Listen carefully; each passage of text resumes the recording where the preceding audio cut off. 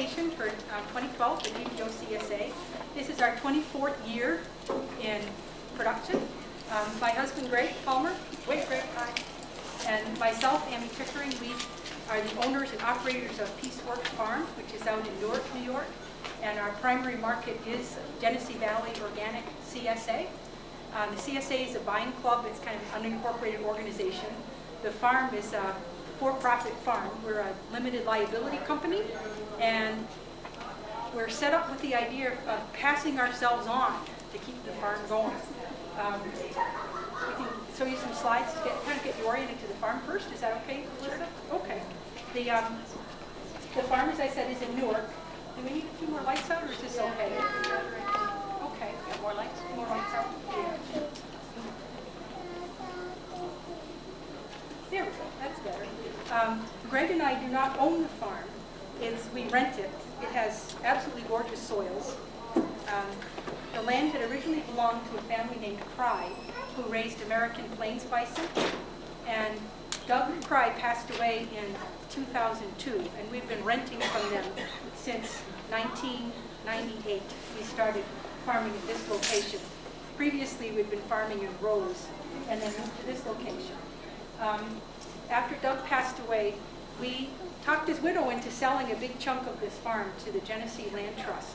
And most of the donations for that came from GVOCSA members. They were very committed to seeing our farm keep going and the whole GVOCSA project keep going. So we rent 109 acres. We don't grow vegetables on that much at all, which would be rather overwhelming. We grow in about 18 acres. The rest of the hayland we let to a local man who actually bought the bison from the Cry family and also raises beef cattle. He cuts the hay from the land. We also manage a woodlot. And then down along the Narber Creek, that area has been dedicated in memory of Doug Cry as the Cry Preserve. It has beautiful wildflowers on it. There's a walking trail through it. And so Greg and I are basically stewards of this beautiful piece of land, and also farmers for the GVOCSA. And Before you change it, yes. this is the area that's farmed, this area is hay, and that's the barn building where you start out. Yep, and then the mile down the road, which is not on the map, there's another field at the intersection of Fairville Station Road. Sometimes we'll truck you down there to work on vegetables or pick crops down there.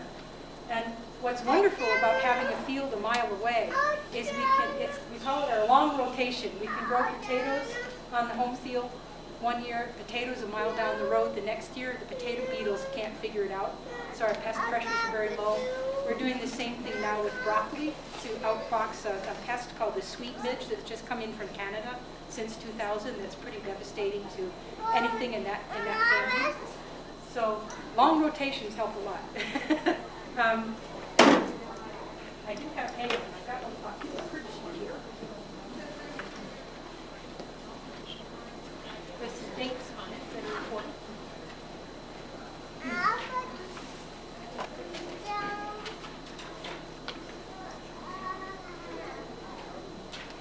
We are certified, our practices are certified organic by the Northeast Organic Farming Association of New York. And that we renew annually. There's an annual inspection that comes out. We renew our application every year. We pay a fee based on our gross income and organic sales. We complete the application, mail it in. They send out an inspector every year. And then if we pass inspection, we get our certificate every year.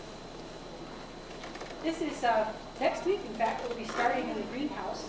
We do all of our own starts on the farm. This is attached to the big red barn. This is actually what you'll see as you're coming down Welcher Road to get to the farm. This is the first thing you'll see, this attached greenhouse. It's not very progressive. It's just heated with a gas furnace, but we're vented out the top. But next week we'll be starting in there, starting onions and the first greens for the season. We plant into styrofoam speedling trays, which we reuse and reuse and reuse. Our oldest trays are about 20 years old. So we just keep recycling. About half of what we grow is from transplants that we start in the greenhouse, and about the other half is directly seeded into the ground. These are transplants ready to go out. Before they go actually into the soil, they get to spend a little time overnight or for a couple of days in a cold frame with just some storm windows over the top. And this hardens them off, it's called. So they won't have quite as severe a transplant shock when they get put in the ground. Of course, later in the season, it doesn't matter because it's warm enough outside. But the early crops, it's really important to give them some time in the cold. And of course, during the day, we have to vent it so they don't cook in there because they clean up pretty well. The first transplants will go into what's called a hoop house. This is just a metal structure with one layer of plastic, and it's enough heat to warm up the soil so we can start producing crops, so we can start our distributions by the third week in May. So all of the first greens will go in here. These are transplanted in with drip tape for irrigation, because of course the plastic blocks rain, so we have to irrigate inside there. We grow Asian greens and lettuces usually inside. These are ready to harvest. And then we'll also be tilling outdoors too for the next round. Usually the first 2 weeks of greens will come out of the hoop houses, and then after that things will be coming out of the soil. So we're working up the ground. This is our transplanter for things that go outdoors. It's pulled behind a tractor in creeper gear first, which is very boring for the driver, but slow enough for the workers to actually plant the crops right in the soil. We can also put a third wheel on there, so 2 people can plant 3 rows of crops. We do lettuce in 3 rows and Swiss chard. The broccoli, I think we only do in 2 rows, it depends. We have wheels that space at 6 inches, 12 inches, and 18 inches, depending on what crops we're transplanting. There's the tank on the top, has water in it, and with a little bit of fish emulsion fertilizer, and it comes down the hoses, and then as the dibble wheel turns, it punches a hole in the soil and gives it a shot of water and a little bit of fertility. But it's actually our fingers that are placing them in the soil. There are transplanters that snatch the plant and jam it in the soil, and we don't like that because sometimes they're crooked and they don't completely cover the soil plug. So we like to put them in the ground ourselves and make sure that soil plug is fully covered so the plant doesn't dehydrate. The other half of what we grow is direct seeded. We do many successions of carrots and beets and green beans. In the spring and fall, we do plantings of spinach, and those are all direct seeded. That's an Alice Chalmers G that's over 9, and it's set up with a 3-gang seeder on the bottom. And what's nice is it's called a belly mount. You can actually, as you're driving over, you can look down and see what you're doing, which is great. And then we have this basket weeder that goes on. You can take the seeder off and put the basket weeder on. And this misses the crop, but stirs up the soil around the rows. It's set up to match the seeder boxes. And that's very good for the first early weeds that come out. We have more aggressive weeders for later. We irrigate. We do not use Ganagra Creek, even though it goes right by the farm, because they use it to regulate the water level in the Erie Canal. And there's also several conventional farms upstream. We just don't think it's clean enough to use for irrigating, for organic use. So this is the well in the Fairville field, which we use with the gas pump. There's 2 wells in the barn field near our home, and that's all drinking quality water. It's absolutely beautiful water. And if we do have to irrigate outdoors in a dry season, it's 1 line of irrigation drip tape for every row of plants we put in. So it's miles and miles and miles of drip tape. And this stuff was designed to be ripped up and thrown away at the end of the year, which we do not do. We take it up and roll it up on spools that my husband diligently scavenges from hardware stores that, ropes and chains and all that stuff come from. And we roll up each roll and store it away and mark it. They have emitter holes in them. They're 12 inches, 4 inches, 6 inches. So we just separate them all out, store them away, use them again the next dry year. We always pray because it's a nice rainy year, so we don't have to do this. It's tedious, but it's very effective. Members gets involved at the beginning of April. This is a crew who are helping clear the trails on the Crag Preserve. This year, this will be Saturday, April 14th at 9:30 in the morning. We'll have some volunteers out to the farm to do some trail cleaning ahead of our May Day party. Our May Day party this year is on Sunday, April 29th, starting at 2. We put up a maypole to get all giddy about the growing season, wake up the soil, get a fiddler out, dance around, all kinds of follow-all. It's a lot of fun. There's Ruth. Ruth is one of our employees.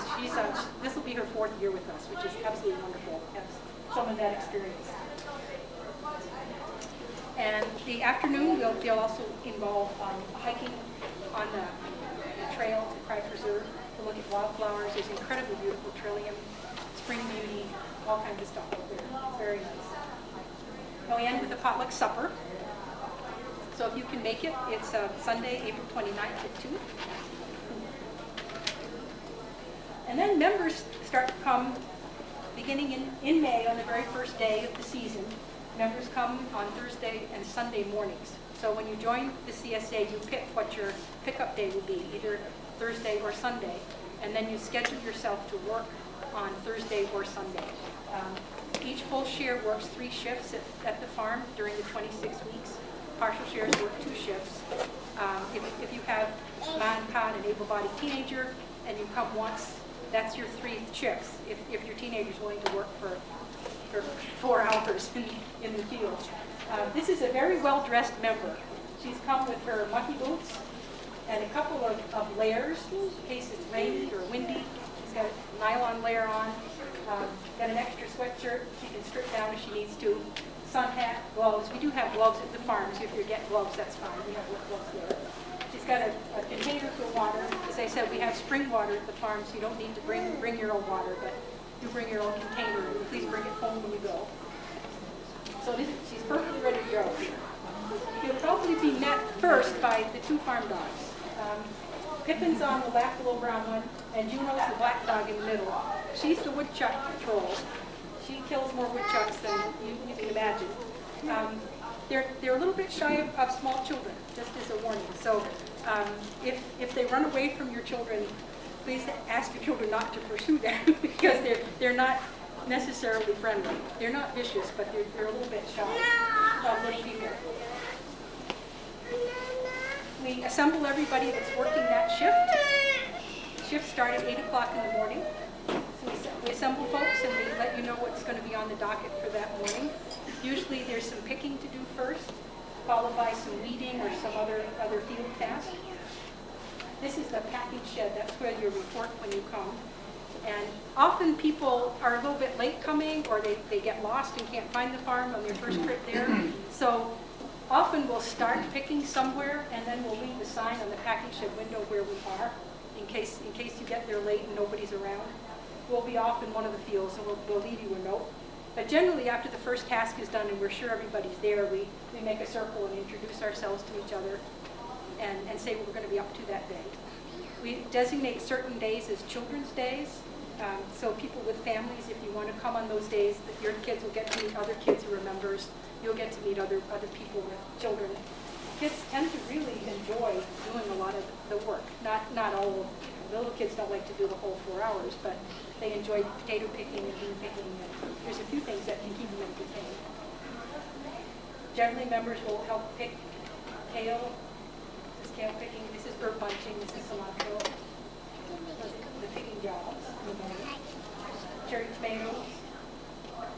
Then potatoes for a good part of the season, starting in the midsummer. We harvest potatoes quite frequently. Greg will go through with the center buster plow and open up the hill of potatoes, and then we come along behind and pick them up. Kids really love this job. Then we usually do some weeding. Since we have lots of you, and many fingers make light work with weeding. We have a whole assortment of hand tools for weeding.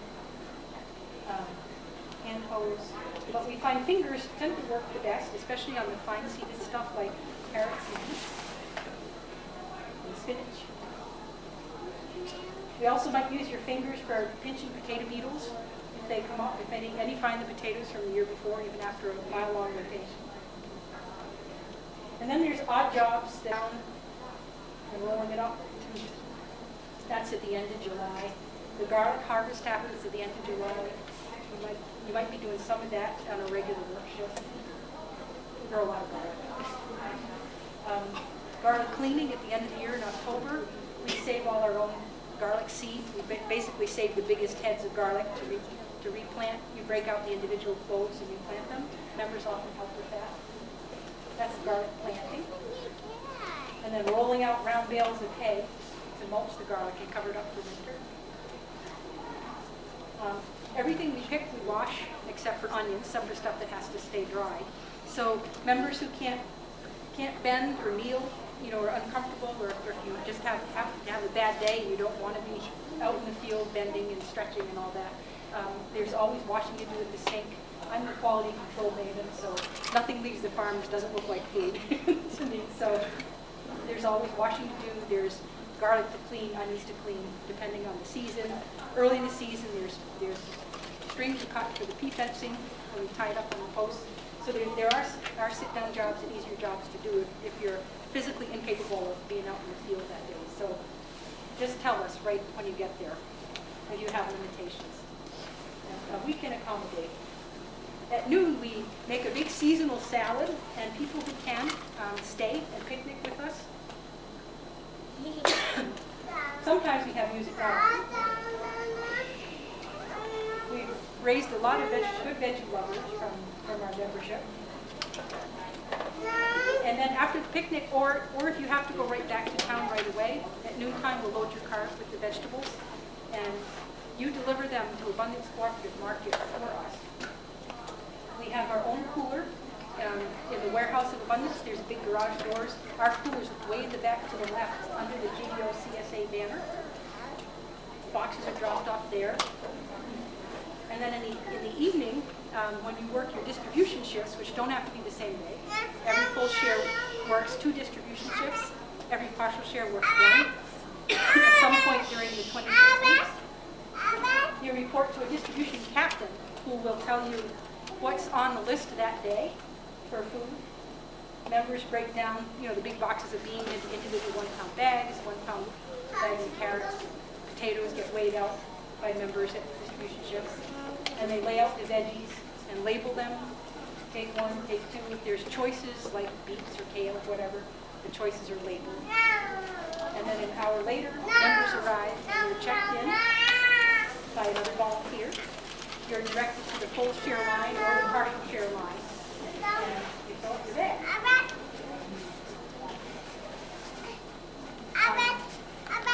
Melissa, if you want to take over and explain some details. I have more pictures of our production methods if anybody's interested, but some of you might have a tiny minute, so I'll let Melissa take over.